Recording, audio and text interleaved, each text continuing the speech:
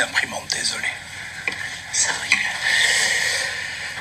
Bonjour à toutes et à tous. Donc la liste des 23 joueurs pour les deux matchs qui nous attendent, France-Israël et Italie-France. Gardien de but, Lucas Chevalier, Mike Maignan, Brice Samba. Défenseur, Jonathan Kloss, Lucas Digne, Wesley Fofana, Théo Hernandez, Ibrahima Konaté, Jules Koundé, William Saliba, Dayo Upamecano.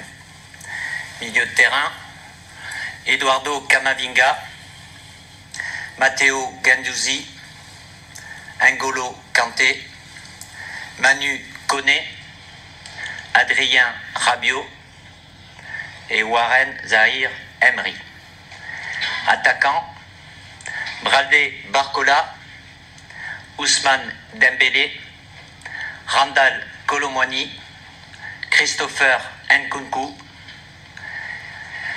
Michael Olysée, Marcus Thuram.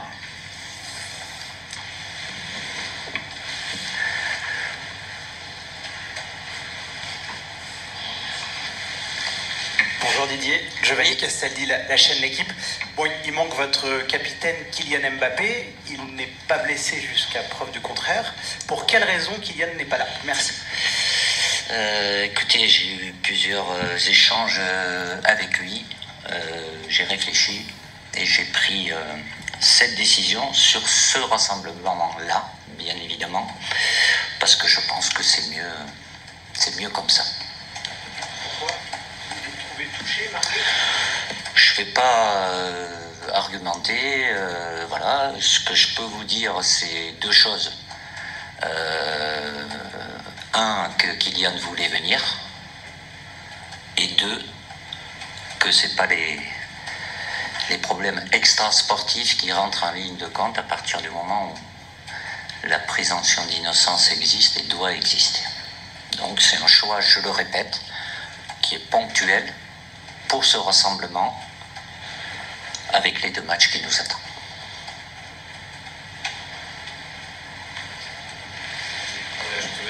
Du coup, est-ce que vous estimez que sportivement, il n'est pas en forme, il n'est pas en capacité de nous apporter le nécessaire aujourd'hui? Écoutez, je sais que ça va rebondir, vous allez m'en passer, je ne vais pas vous en dire plus, pour la simple et bonne raison qu'on a un stage avec deux matchs, avec un cap que j'avais fixé et sur lequel je reste aussi, qui est important, à savoir de donner du temps de jeu, le répartir sur des joueurs qui ont moins d'expérience, qui, à travers le dernier rassemblement, ont donné beaucoup de satisfaction. C'est pour ça qu'ils reviennent aussi aujourd'hui. Et puis parce qu'il ne faut pas l'oublier, il y a une dynamique aussi. Bon, je sais qu'en les négatives, il y a plus tendance à la ressortir. C'est pas spécifique à l'équipe de France.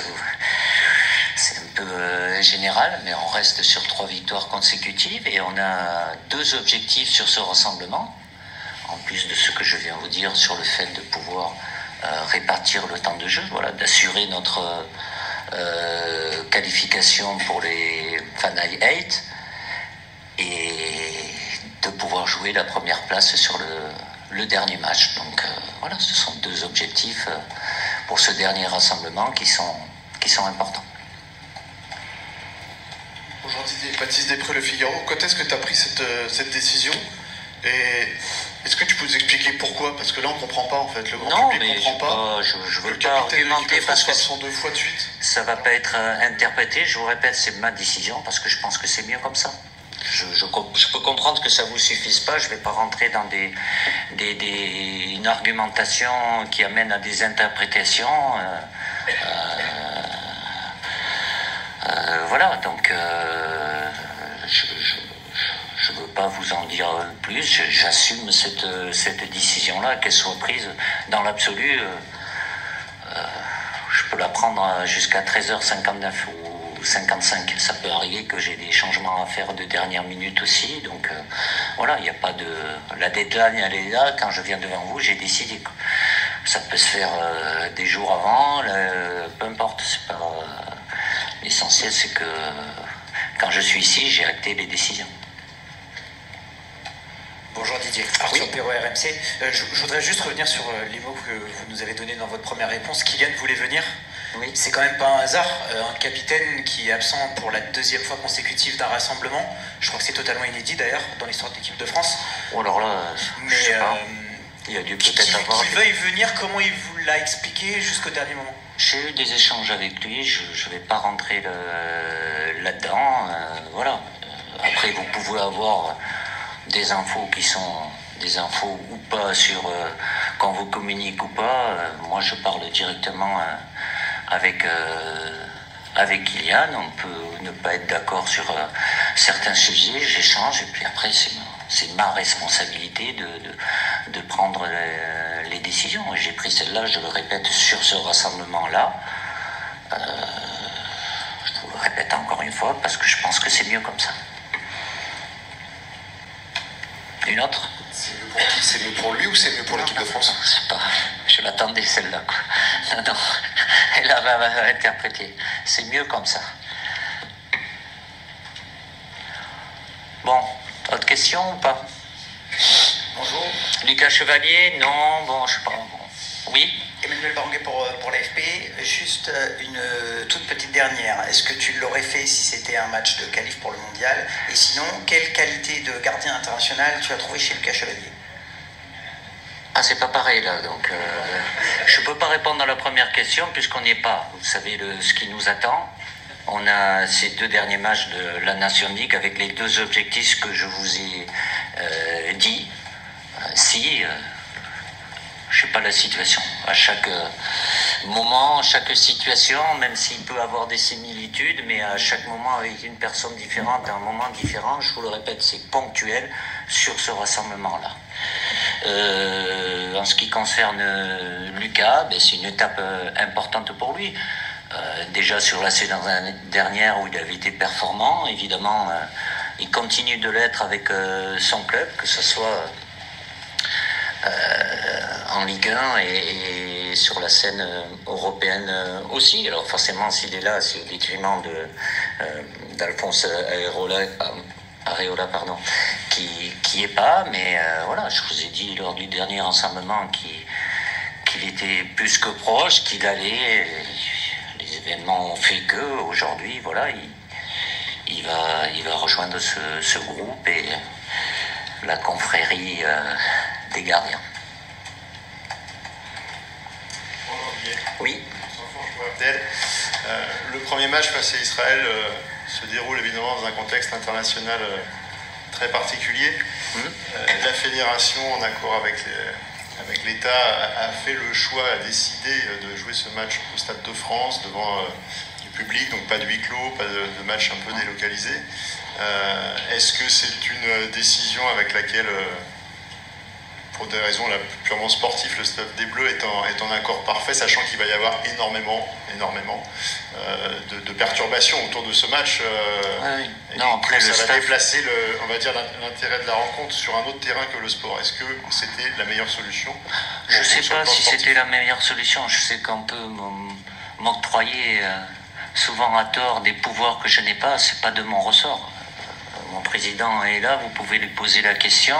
C'est évidemment en relation avec le ministère et l'État. Est-ce que c'est bien, c'est pas bien? Voilà. Moi, ce que je peux vous dire, en tout cas, c'est que ça doit rester un match de foot, sans ignorer ou faire abstraction d'un contexte politique et autres qui est très tendu, mais ça doit rester un match de foot.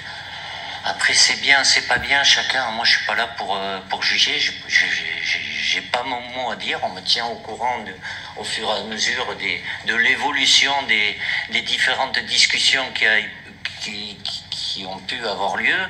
Et à un moment, c'est acté. Voilà, je suis pas partie prenante à ce circuit de décision. C'est pas mon rôle non plus, quoi.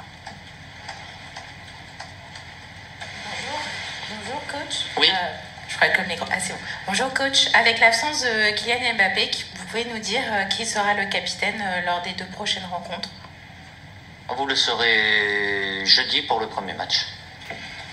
Enfin, ou peut-être mercredi si je décide d'envoyer le capitaine en conférence de presse ou pas, parce que c'est pas une obligation. Mais ça sera pas Aurélien Tchouaméni non plus, puisqu'il n'est pas là, puisqu'il est blessé. Donc ça permettra aussi, malgré tout, même je peux enlever le malgré tout, à travers ce rassemblement, de responsabiliser un peu plus aussi d'autres joueurs et maintenir, je le répète aussi, une dynamique qui a été enclenchée avec tout en ayant réparti le temps de jeu à beaucoup de joueurs. J'avais fixé ce cap-là qui était important pour moi. Certes, ça pouvait aller, j'en ai bien conscience, à l'encontre des résultats sportifs. Ça n'a pas été le cas. On va faire en sorte que ça continue à pas être le cas sur ces 2 matchs durant ce rassemblement. Oui. Sport Plus Canal+, un rassemblement un peu compliqué pour l'équipe de France. Il y a des joueurs qui ne sont pas forcément au top en club.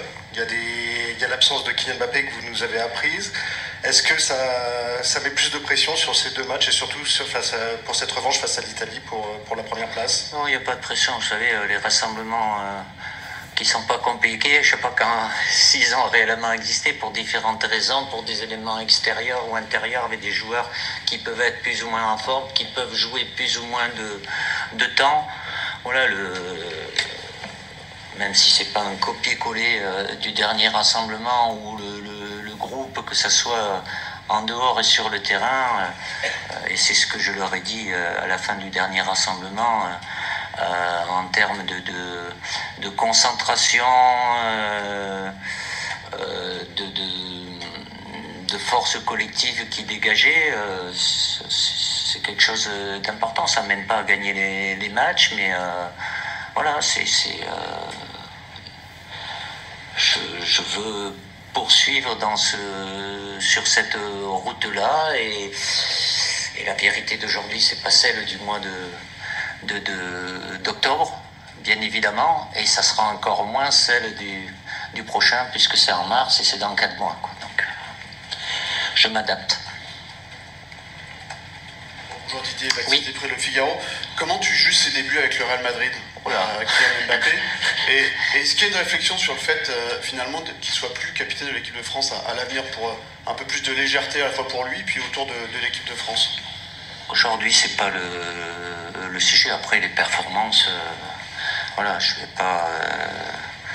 Il rentre dans un collectif aussi. Chacun aura sa propre analyse sur ce qu'il fait ou ce qu'il fait pas, ce qu'il fait de bien ou de moins bien, par rapport à ce qui pourrait se passer après. Ça sera après. Aujourd'hui, je vais pas me poser une question qui est pas à l'ordre du jour par rapport à ce que représente ce stage du mois de novembre, quoi.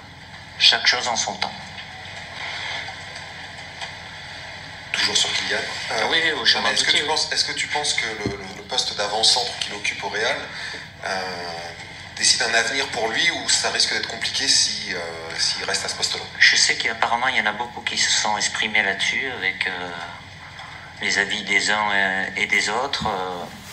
Voilà, il l'a déjà fait avant, à Paris, il l'a fait avec nous aussi, qu'il ait la possibilité d'évoluer dans différents systèmes et différents positionnements. Ça a toujours été le cas à partir du moment où, on parle de Kylian avec toutes ses qualités, même s'il peut avoir lui aussi des buts, il en a mis, il en mettra encore beaucoup, j'en suis convaincu. Il est sur une période où il est moins efficace, bien évidemment, et à partir de là, il est jugé beaucoup là-dessus aussi. Et c'est assez logique. Bonjour Didier. Oui. Très rapidement sur Kylian, tout à l'heure, j'ai écouté attentivement. Vous avez dit vous avez des désaccords. À quel niveau? Non, j'ai pas dit désaccord. J'ai dit on peut ne pas être d'accord sur tout. C'est pas être des désaccords. Vous n'êtes pas d'accord sur quoi? Non, mais Ça vous regarde? Ah ouais, je sais pas, c'est mon métier de poser des questions. Ah oui. Mais je peux vous en poser une autre si vous voulez. Non, mais parce que c'est des discussions que j'ai avec les joueurs, comme je peux en avoir durant le rassemblement, où j'ai des entretiens individuels, où je peux avoir des discussions, comme ça a été le cas dans certains rassemblements, où il y a une discussion collective.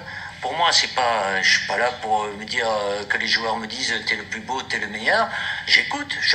Moi, c'est pas un problème. C'est pas qu'on puisse vouloir me faire des reproches. Moi, c'est pas des reproches. Je me suis toujours nourri de ces discussions, qu'elles soient individuelles ou collectives, en toujours protégeant tous les joueurs. Ils savent très bien, et c'est pour ça que je peux avoir, ça fait un petit moment que je suis là, beaucoup de discussions qui peuvent sortir par moment de la sphère uniquement terrain, parce qu'ils savent très bien qu'à travers la discussion, quand on est en tête à tête, s'il y a quelque chose qui sort, c'est la seule situation où on arrive à savoir qui a parlé. Quand on est deux, à trois déjà, on ne sait pas. Donc voilà, cette relation de confiance est importante, ces échanges sont importants pour moi. Je le répète, ça nourrit ma réflexion. Et après, c'est ma fonction voilà, avec le recul, la tranquillité, le plus de lucidité possible, je prends les décisions qui me semblent être les meilleures. Autre question? Ah, ben allons-y. Ah non. Sur le contexte qui est assez compliqué avec le match, je n'ai pas. Il y avait certains joueurs dans le vestiaire qui ont porté des positions, Ibrahima Konaté s'est exprimé, Najib Koundé. Est-ce que dans le vestiaire, je sais pas, moi je suis. ça avec vos joueurs? Est-ce qu'ils ont prévu de faire quelque chose? Comment vous gérez ça? Non, mais après, il y a les joueurs qui sont en équipe de France. Après, je sais que c'est leur génération. Moi, vous pouvez me chercher, même s'il y a des faux comptes.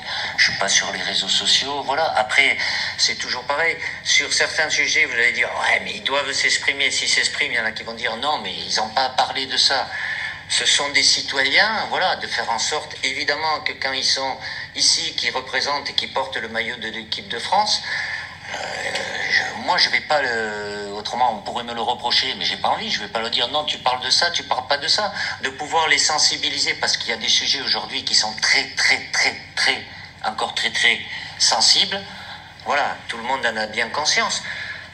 Après, est-ce que c'est mal, est-ce que c'est bien? Il y en aura pour tout le monde. En tant que citoyens, ils ont la liberté de pouvoir s'exprimer. Certains l'ont fait, c'est bien, c'est pas bien. Chacun a ses propres convictions. Il y en a qui veulent les communiquer, il y en a d'autres qui ne préfèrent pas. Voilà, mais de ma part, et de la part de l'institution, c'est-à-dire de mon président, il n'y aura pas il ne peut pas avoir d'interdiction. Chacun, mais évidemment que le contexte est très compliqué. Question sur Adrien Rabiot, s'il te plaît. Est-ce que, par exemple, avec l'absence de Mbappé et aussi de Tchouaméni, ça fait du bien de retrouver un joueur expérimenté pour ta construction, ta préparation de ce nouveau cycle vers 2026? Adrien revient parce que voilà, même s'il n'est pas encore, et c'est normal parce qu'il a eu un arrêt assez important, mais comme il le dit, il retrouve des jambes, il a un certain vécu, comme NG n'était pas là aussi parce qu'il était blessé au dernier rassemblement. Évidemment, on prend un peu plus d'âge peut-être dans la moyenne avec ces deux joueurs-là, mais la jeunesse n'interdit rien, mais d'avoir de l'expérience, un vécu, c'est bien d'avoir un bon amalgame entre les deux, quoi. Bonjour Didier, Arthur Perrault, RMC. Sur Kylian, cette absence, on sait que Kylian est un capitaine qui a beaucoup de poids dans le vestiaire, même quand il n'était pas capitaine. Est-ce que tu penses que cette absence peut avoir un impact positif ou négatif sur la vie du groupe dans ce rassemblement? Bon, je n'ai rien à dire sur cette question. C'est vous qui affirmez des choses, après libre à vous. Non, il n'y a pas de... Non, il n'est pas là. Donc, comme c'était le cas le dernier rassemblement, voilà. Les 23, vous les connaissez, qui seront concernés par nos deux matchs.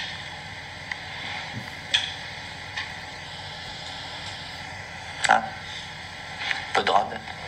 Est-ce que c'est une des décisions les plus dures que vous avez été amené à prendre depuis votre arrivée à la tête des Bleus ou pas? Mais j'ai que des décisions dures. Ça veut dire quoi, dur? Je sais très bien. Non, oui, mais j'ai eu des décisions, oui, j'en ai eu plusieurs fois à prendre des décisions qui sont dures, importantes, ce que vous voulez, oui, parce que je sais que derrière chaque joueur, il y a un être humain aussi. Quand je fais des listes pour une compétition, que ce soit un championnat d'Europe ou une Coupe du Monde, ben, je fais pas que des heureux, bien évidemment. C'est ma responsabilité de prendre les décisions. Je ne vais pas mettre de curseur, celle-là est plus dure, moins dure. Je le répète, c'est ma responsabilité. Je l'assume totalement et voilà, je vis avec ça et je suis amené, à chaque fois je suis amené à prendre des décisions plus ou moins dures. Après, tout dépend de la sensibilité des uns et des autres. Oui, il y a un autre absent dont on n'a pas encore parlé, c'est Benjamin Pavard. Il y a beaucoup d'accents. Non, mais qui est quand même un champion du monde que tu as pris jusqu'à la dernière Euro. Tu avais dit en septembre qu'il pourrait éventuellement revenir. Ça fait 3 rassemblements qu'il ne vient pas. Est-ce que pour lui, la situation se complique? Non, pourquoi se complique? À partir du moment où j'ai pris l'option sur d'autres joueurs que je veux revoir, parce qu'ils ont aussi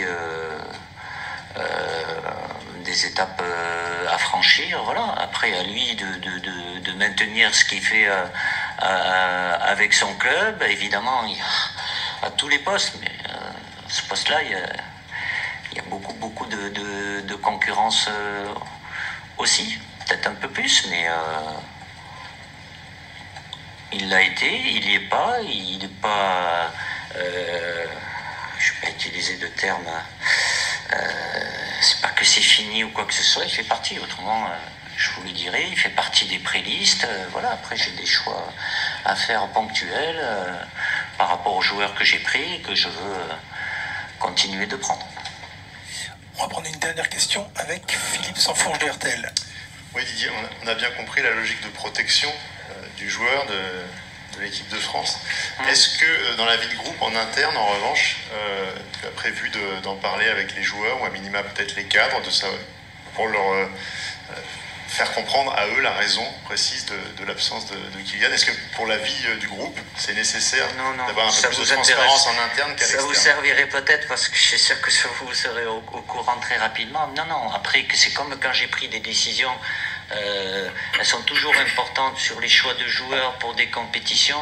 Je pars du principe que les joueurs sont les joueurs et c'est eux qui sont sur le terrain, mais ils n'ont pas à participer à une non-convocation ou à une convocation. Quand j'étais moi aussi joueur, même si ça remonte, voilà, c'est chacun...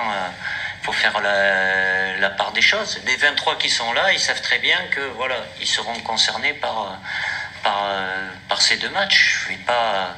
Alors, je peux comprendre, et ça sera certainement le cas, que ça va occuper beaucoup la sphère médiatique, mais nous en interne, voilà, les 23 qui seront là, j'espère qu'il n'y ait pas de souci, parce qu'il y a des matchs encore ce soir et ce week-end, on sera... Le rassemblement est très court en plus, je ne vais pas rentrer dans des justifications ou explications ou quoi que ce soit, parce que c'est pas... Je vois pas l'intérêt de le faire. Merci. Merci. Rendez-vous lundi à 16h à Clairefontaine.